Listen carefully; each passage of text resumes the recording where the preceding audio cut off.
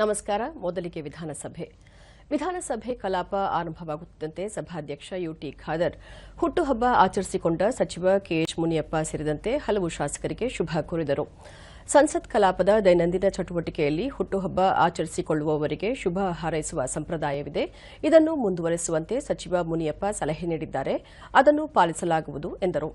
ಆಗ ಬಿಜೆಪಿಯ ಸುನೀಲ್ ಕುಮಾರ್, ನಿಮಗೆ ಮಾತ್ರ ಈ ರೀತಿಯ ಹೊಸ ಆಲೋಚನೆಗಳು ಬರಲು ಸಾಧ್ಯ ಎಂದರು. ಬಿಜೆಪಿಯ ಸಿದ್ದು ಸವದಿ, ಸದನಕ್ಕೆ ಬೇಗ ಬರುವ ಶಾಸಕರ ಹೆಸರನ್ನು ಹೇಳುವುದನ್ನು ನಿಲ್ಲಿಸಿದ್ದೀರಿ. ನಾವು ಬೆಳಗ್ಗೆ 9 ಗಂಟೆಗೆ ಬಂದು ಕೂತಿರುತ್ತೇವೆ ಎಂದರು. ಆಗ ಸಭಾಧ್ಯಕ್ಷರು, ಅಷ್ಟು ಬೇಗ ಬರುವುದು ಬೇಡ, 10 ಗಂಟೆಗೆ ಬಂದರೂ ಸಾಕು ಎಂದು ಸಲಹೆ ನೀಡಿದರು. ಈ ಸಂದರ್ಭದಲ್ಲಿ ಮಧ್ಯಪ್ರವೇಶಿಸಿದ ಬಿಜೆಪಿಯ ಎಸ್ಆರ್ ವಿಶ್ವನಾಥ್, ಬೇಗ ಬಂದವರಿಗೆ ಪ್ರತಿದಿನ 1 ಲಕ್ಷ ಹೆಚ್ಚುವರಿ ಅನುದಾನ ಕೊಡುವುದಾದರೆ ಬೆಳಗ್ಗೆ 7 ಗಂಟೆಗೆ ನಾವು ಬರಲು ಸಿದ್ಧ, ರಾತ್ರಿಯೆಲ್ಲ ಇಲ್ಲೇ ಇರಿ ಎಂದರೆ ಇರುತ್ತೇವೆ ಎಂದರು. ಇದಕ್ಕೆ ಸಿದ್ದು ಸವದಿ ಸೇರಿದಂತೆ ಕೆಲವರು ಧ್ವನಿಗೂಡಿಸಿದರು. ಬಿಜೆಪಿಯ ಶ್ರೀವತ್ಸ, ಐಸಿಸಿ ಚಾಂಪಿಯನ್ಶಿಪ್ನಲ್ಲಿ ಭಾರತ ಟ್ರೋಫಿ ಗೆದ್ದಿದೆ, ಸದನದ ಪರವಾಗಿ ಅಭಿನಂದನೆ ಸಲ್ಲಿಸಿ ಎಂದು ಸಲಹೆ ನೀಡಿದರು. ನಂತರ ಪ್ರಶ್ನೋತ್ತರವನ್ನು ಸಭಾಧ್ಯಕ್ಷರು ಕೈಗೆತ್ತಿಕೊಂಡರು.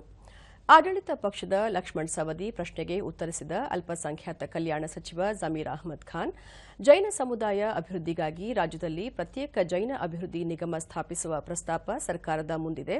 ಆದಷ್ಟು ಶೀಘ್ರ ಮುಖ್ಯಮಂತ್ರಿಗಳ ಗಮನಕ್ಕೆ ತಂದು ತೀರ್ಮಾನ ತೆಗೆದುಕೊಳ್ಳಲಾಗುವುದು ಎಂದರು. ಕಾಂಗ್ರೆಸ್ನ ಕೆಎಸ್ ಆನಂದ್ ಪ್ರಶ್ನೆಗೆ ಉತ್ತರಿಸಿದ ಕಂದಾಯ ಸಚಿವ ಕೃಷ್ಣ ಬೈರೇಗೌಡ, ಬಗೈರ್ ಹುಕುಂ ಸಮಿತಿ ಉಪವಿಭಾಗಾಧಿಕಾರಿ ಜಿಲ್ಲಾಧಿಕಾರಿಗಳ ಹಂತದಲ್ಲಿ ಅರ್ಜಿ ವಿಲೇವಾರಿಯಾಗಿ ತಿರಸ್ಕೃತಗೊಂಡಿದ್ದರೆ ಹೊಸದಾಗಿ ಅರ್ಜಿ ಸಲ್ಲಿಸಲು ಅವಕಾಶವಿಲ್ಲ. ಆದರೆ ಪುನರ್ ಪರಿಶೀಲನೆಗಾಗಿ ಮೇಲ್ಮನವಿ ಸಲ್ಲಿಸಲು ಕಲಂ 108ರಲ್ಲಿ ಅರ್ಜಿ ಹಾಕಬಹುದು ಎಂದರು. ಡಾ ಶೈಲೇಂದ್ರ ಬೆಲ್ದಾಳೆ ಪ್ರಶ್ನೆಗೆ ಉತ್ತರಿಸಿದ ಕಂದಾಯ ಸಚಿವರು, ರಾಜ್ಯದಲ್ಲಿ ಈಗಾಗಲೇ 185 ಬಗರ್ ಹುಕುಂ ಸಾಗುವಳಿ ಸಕ್ರಮೀಕರಣ ಸಮಿತಿಗಳನ್ನು ರಚಿಸಲಾಗಿದೆ. ಬಾಕಿ ಇರುವ ಕಡೆಗಳಲ್ಲಿ ಬಗರ್ ಹುಕುಂ ಸಾಗುವಳಿ ಸಕ್ರಮೀಕರಣ ಸಮಿತಿಗಳನ್ನು 2 ವಾರದಲ್ಲಿ ರಚನೆ ಮಾಡಲಾಗುವುದು ಎಂದರು. ಬಳಿಕ ಸಭಾಧ್ಯಕ್ಷರು ಶೂನ್ಯ ವೇಳೆ ಕೈಗೆತ್ತಿಕೊಂಡರು. ಈ ವೇಳೆ ಬಿಜೆಪಿಯ ಸುನೀಲ್ ಕುಮಾರ್, ಚಿತ್ರನಟಿ ರನ್ಯಾ ರಾವ್ ದುಬೈನಿಂದ ಚಿನ್ನ ಕಳ್ಳ ಸಾಗಾಣಿಕೆಯಲ್ಲಿ ಸಿಕ್ಕಿಬಿದ್ದಿರುವುದು ಎಲ್ಲರಿಗೂ ಗೊತ್ತಿದೆ. ಇದೊಂದು ಗಂಭೀರ ಪ್ರಕರಣ. ಅಂತಾರಾಷ್ಟೀಯ ಮಟ್ಟದಲ್ಲಿ ಚಿನ್ನ ಸಾಗಾಣಿಕೆಯಾಗುತ್ತಿದೆ. ನಮ್ಮ ದೇಶದ ಬೇರೆ ರಾಜ್ಯಗಳಿಗೆ ಕಳ್ಳ ಸಾಗಾಣಿಕೆ ಬೆಂಗಳೂರು ಕೇಂದ್ರ ಸ್ಥಾನವಾಗಿದೆಯೇ ಎಂಬ ಅನುಮಾನ ಮೂಡುತ್ತಿದೆ ಎಂದರು. ಇದಕ್ಕೆ ಉತ್ತರಿಸಿದ ಗೃಹ ಸಚಿವ ಡಾ ಜಿ ಪರಮೇಶ್ವರ್, ಚಿನ್ನ ಕಳ್ಳ ಸಾಗಾಣಿಕೆ ವರದಿಯಾಗಿರುವುದು ವಿಮಾನ ನಿಲ್ದಾಣದಲ್ಲಿ.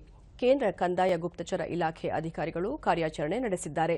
ಅವರು ಸಂಪೂರ್ಣ ಕೇಂದ್ರ ಸರ್ಕಾರಕ್ಕೆ ವರದಿ ಮಾಡಿಕೊಡುತ್ತಾರೆ. ವಿಮಾನ ನಿಲ್ದಾಣ ಕೂಡ ಕೇಂದ್ರ ಸರ್ಕಾರ ವ್ಯಾಪ್ತಿಯ ಒಳಗಿದೆ. ಈ ಪ್ರಕರಣದಲ್ಲಿ ರಾಜ್ಯದ ಪೊಲೀಸರಿಗಾಗಲಿ ಸರ್ಕಾರಕ್ಕಾಗಲಿ ಯಾವುದೇ ಮಾಹಿತಿ ಇಲ್ಲ ಎಂದರು. ವಿರೋಧ ಪಕ್ಷದ ನಾಯಕ ಆರ್ ಅಶೋಕ, ಪೊಲೀಸ್ ವಾಹನದಲ್ಲಿ ಸಂಚರಿಸಿರುವ ಬಗ್ಗೆ ತನಿಖೆಯಾಗಲಿ ಎಂದು ಒತ್ತಾಯಿಸಿದರು.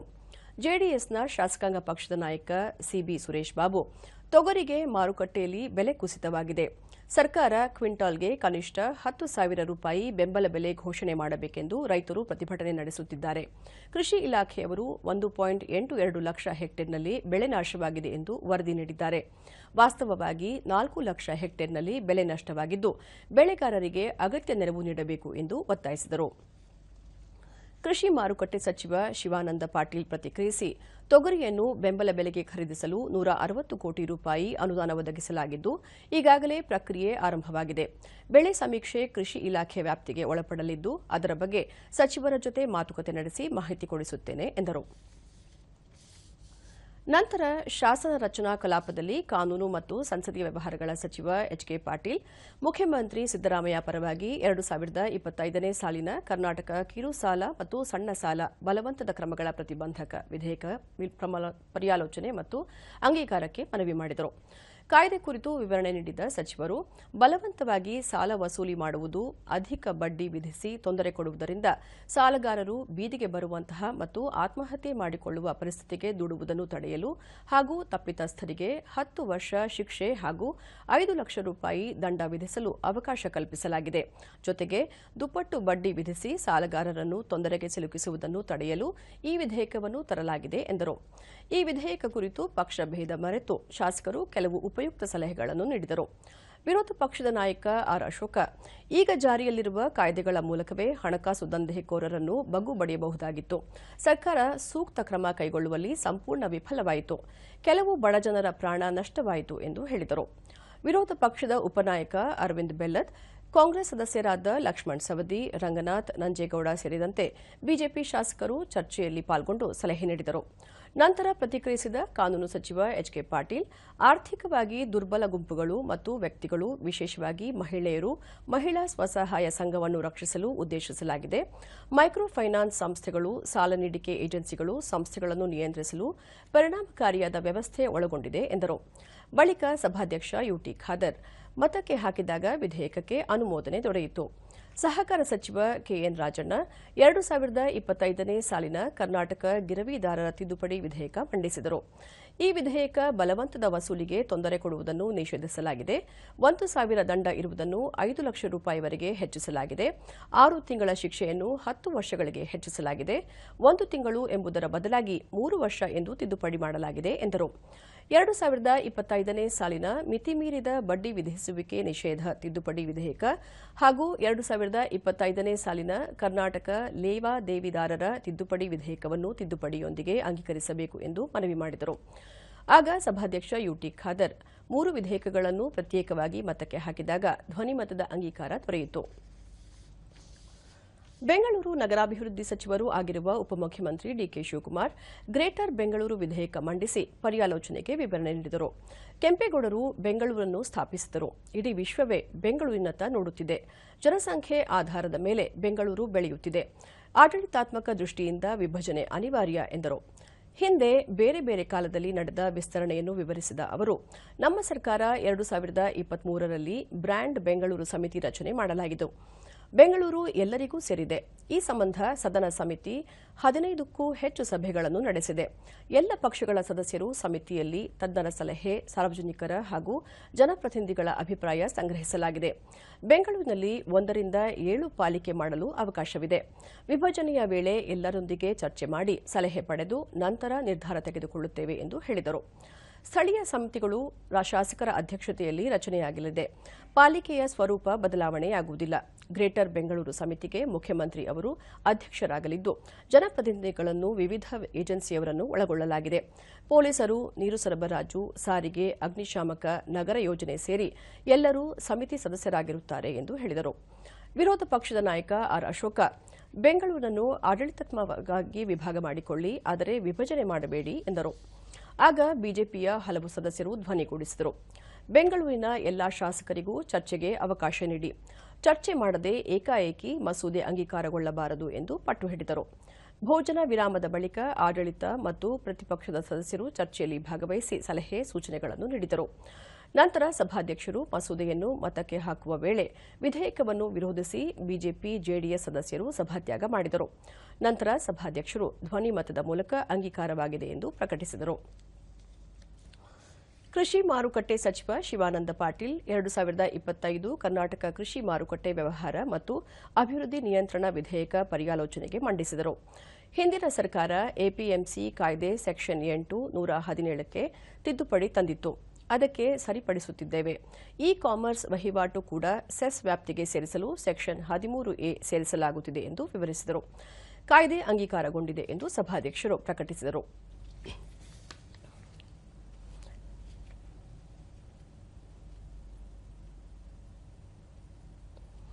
ಇನ್ನು ವಿಧಾನ ಪರಿಷತ್ ನಿಗದಿತ ಸಮಯಕ್ಕೆ ಸರಿಯಾಗಿ ಮೇಲ್ಮನೆ ಕಲಾಪ ಆರಂಭವಾಗುತ್ತಿದ್ದಂತೆ ಸಭಾಪತಿ ಬಸವರಾಜ ಹೊರಟ್ಟಿ ಅವರು ಸಂತಾಪ ಸೂಚಕ ನಿರ್ಣಯ ಕೈಗೆತ್ತಿಕೊಂಡರು. ಇತ್ತೀಚೆಗೆ ನಿಧನರಾದ ವಿಧಾನ ಪರಿಷತ್ತಿನ ಮಾಜಿ ಸದಸ್ಯ ಹಾಗೂ ಶಿಕ್ಷಣ ತಜ್ಞ ಪ್ರೊಫೆಸರ್ ದೊರೆಸ್ವಾಮಿ ನಾಯ್ಡು ಅವರ ಅಗಲಿಕೆಗೆ ಸಂತಾಪ ಸೂಚಿಸಿದರು.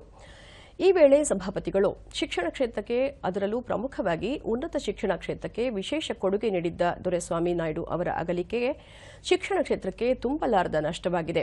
ಅವರ ಆತ್ಮಕ್ಕೆ ಶಾಂತಿ ದೊರೆಯಲಿ ಎಂದು ಪ್ರಾರ್ಥಿಸಿದರು. ಸಭಾನಾಯಕ ಬೋಸರಾಜು ಹಾಗೂ ಪ್ರತಿಪಕ್ಷದ ನಾಯಕರ ಪರವಾಗಿ ಸಿಟಿ ರವಿ ಧ್ವನಿಗೂಡಿಸಿ ಮೃತರ ಗುಣಗಾನ ಮಾಡಿದರು.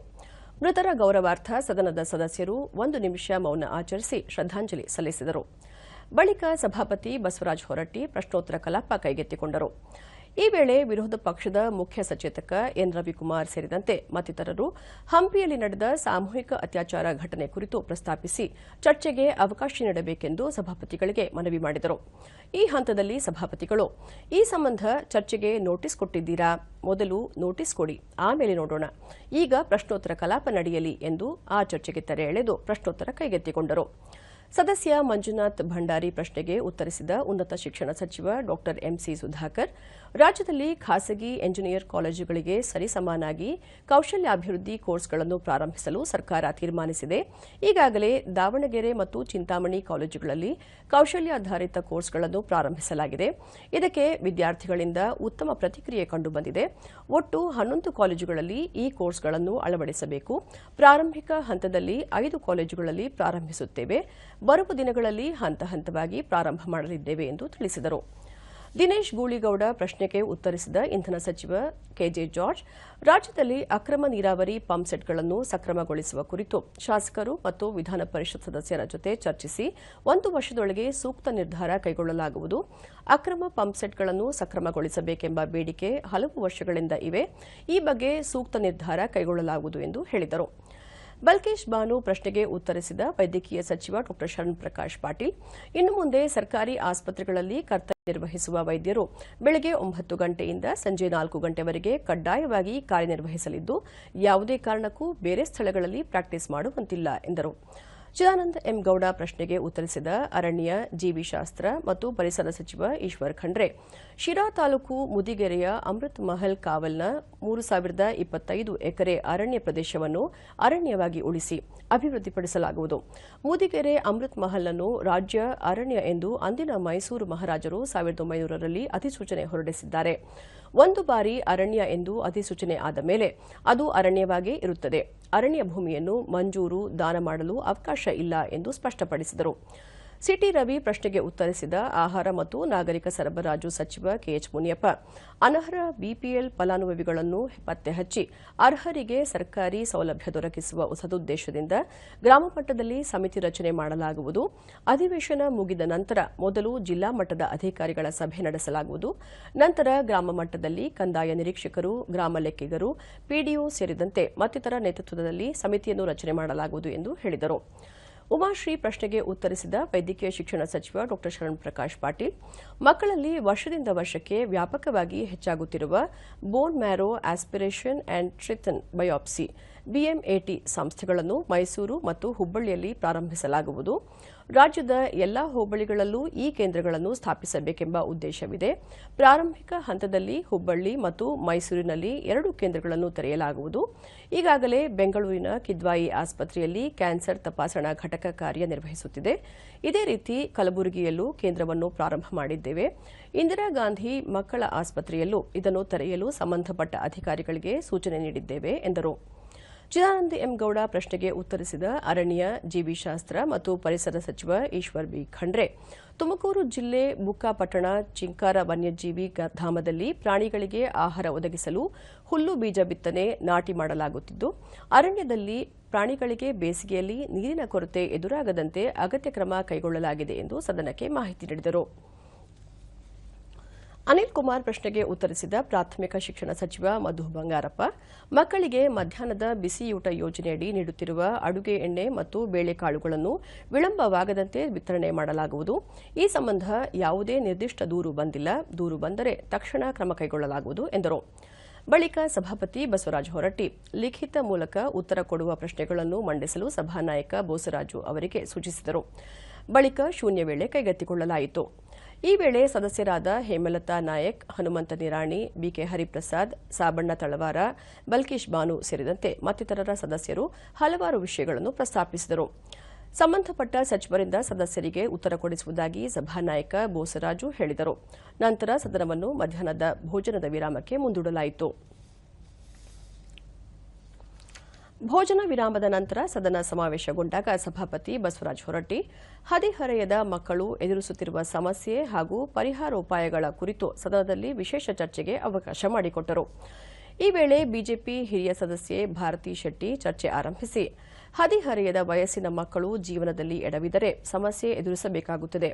ಹೆಣ್ಣು ಮತ್ತು ಗಂಡು ಸಮನಾಗಿ ಹೋಗುವ ಕಾಲ ಇದಾಗಿದೆ. ಹದಿಹರೆಯದ ವಯಸ್ಸು ಹುಚ್ಚುಕೋಡಿ ಮನಸ್ಸು ಎನ್ನುವಂತಾಗಿದೆ.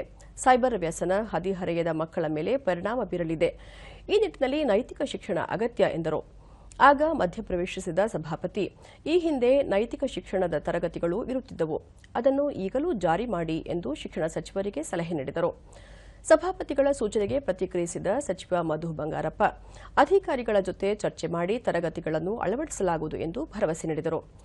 ಬಳಿಕ ವಿಧಾನಸಭೆಯಿಂದ ಅಂಗೀಕೃತ ರೂಪದಲ್ಲಿರುವ ಬೆಂಗಳೂರು ಅರಮನೆ ಭೂ ಕಬಳಿಕೆ ಮತ್ತು ನಿಯಂತ್ರಣ ವಿಧೇಯಕವನ್ನು ಕಾನೂನು ಮತ್ತು ಸಂಸದೀಯ ವ್ಯವಹಾರಗಳ ಸಚಿವ ಎಚ್ಕೆ ಪಾಟೀಲ್ ಮಂಡಿಸಿ ವಿವರ ನೀಡಿ ಮಾರ್ಗಸೂಚಿಯ ಮಾರುಕಟ್ಟೆ ದರ ಕೂಡ ನೀಡಲು ಸಾಧ್ಯವಿಲ್ಲ. ಸಸ್ಯೋದ್ಯಾನಗಳಿಗೆ ಗೈಡೆನ್ಸ್ ವ್ಯಾಲ್ಯೂ ಇದೆಯಾ? 1 ತೊಲೆ ಬಂಗಾರಕ್ಕೆ 89,000 ಬದಲು 8 ಲಕ್ಷ ಕೊಡಿ ಅಂದರೆ ಕೊಡಲು ಸಾಧ್ಯವೇ? 200 ಕೋಟಿ ಪ್ರತಿ ಎಕರೆಗೆ ನಿಗದಿ ಮಾಡಿದ್ದಾರೆ ಎಂದರು. ಜೆಡಿಎಸ್ನ ಎಸ್ಎಲ್ ಭೋಜೇಗೌಡ, ಮಹಾರಾಜರ ಕೊಡುಗೆಯನ್ನು ನಾವು ಮರೆಯಲು ಸಾಧ್ಯವಿಲ್ಲ. ಕೆಲವೊಮ್ಮೆ ಸಂಬಂಧಗಳು ಮಹತ್ವ, ಅದರೊಂದಿಗೆ ಸೆಂಟಿಮೆಂಟ್ ಕೂಡ ಮುಖ್ಯ ಎಂದು ಹೇಳಿದರು. ಇಲ್ಲಿಗೆ ವಿಧಾನಮಂಡಲದ ಇಂದಿನ ಕಾರ್ಯಕಲಾಪಗಳ ಸಮೀಕ್ಷೆ ಮುಕ್ತಾಯವಾಯಿತು. ನಮಸ್ಕಾರ.